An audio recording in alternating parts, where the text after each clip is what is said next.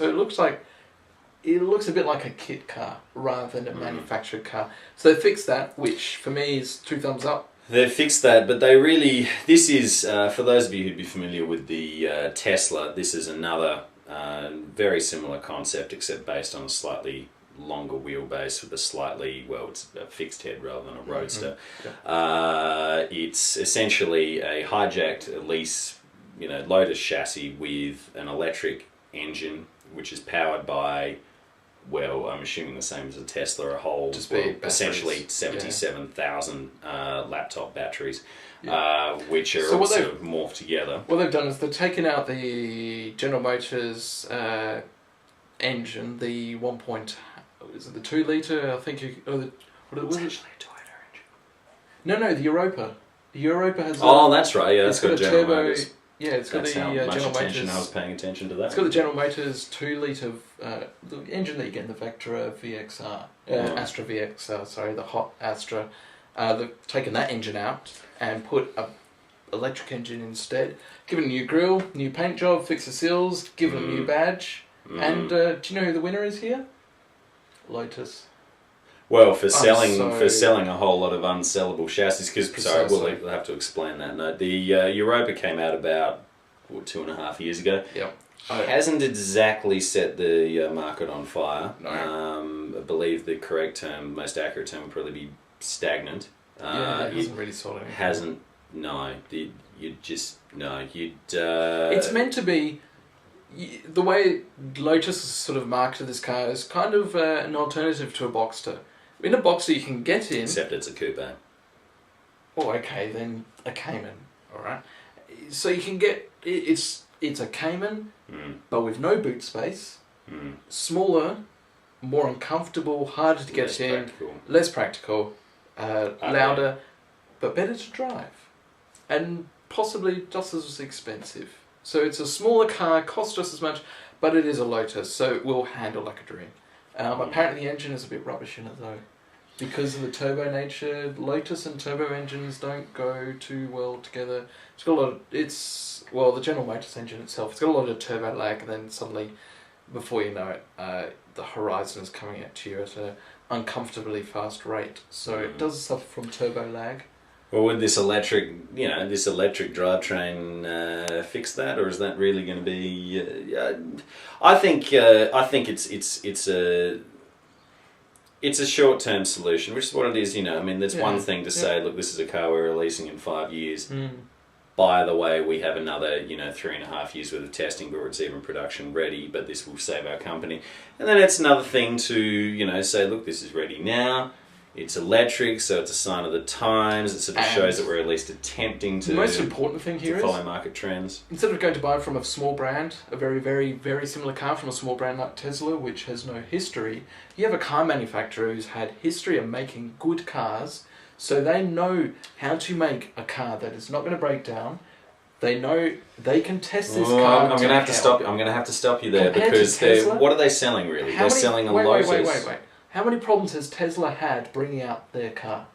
Oh, they've huge. had to change gearboxes. The transmission. They've had to change batteries. Yep. With this, that Dodge are going to test the crap out of this car. So when it comes to market, it will come when they say it will come to the market and on price. It won't keep creeping up, and they won't have to keep pushing out that date.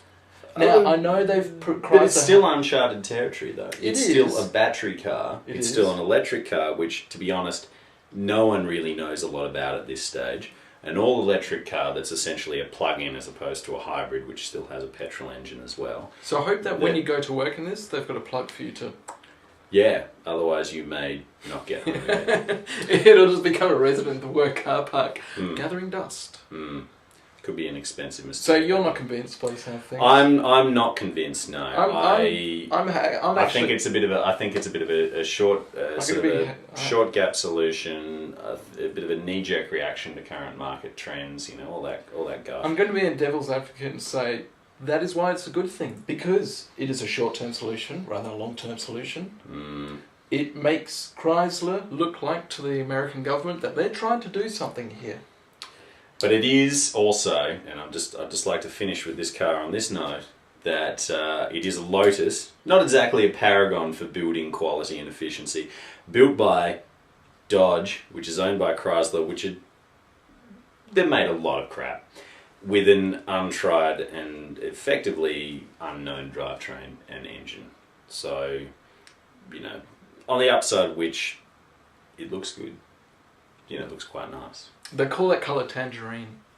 And you could, I think that pretty much sums it up, really. Yeah. Yeah. Next car? Next car. What have we... we've got the next one. This is significantly more promising. Tris, I believe you know a bit more. Yes, I'm actually pretty interested in this car.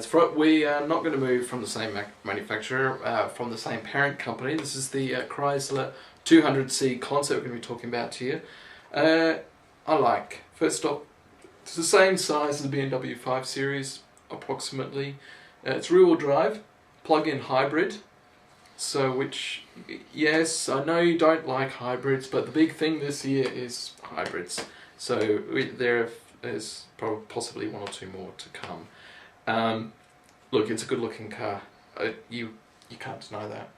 It is a very good-looking car. I've got to say about American car manufacturers, when they want to do it, they can make some of the best-looking cars out there.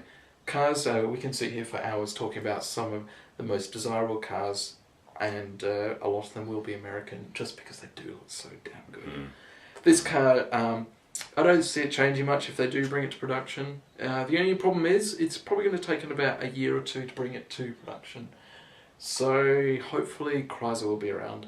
I don't want to dwell too much on this car, but suffice to say it is a very good looking car. It's a plug-in hybrid. It's a more clever concept. Again, shows that they're thinking. Exactly. Sort of. And look, American government, if you're watching, give them more money, because this is just showing that, look, when their balls are to the wall, they really do want to make a good car, and they do want to make a car that people will buy. People will buy this car, undoubtedly. So there's a top tip for Obama there. Don't worry about that. That whole Middle East, Chrysler, Palestine thing. Yeah, incidental. Get them to build the Chrysler 200C. Just give them a blank check. Wow. Look, they say it's got about 200 kilowatts of power, which is about 250, 260 odd horsepower. It goes from 0 to 60 miles an hour, 100 k's an hour, in 7 seconds.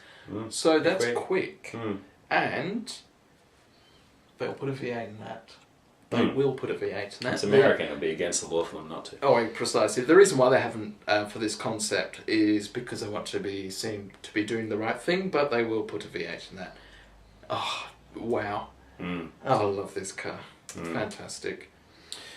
Oh, what do we got next?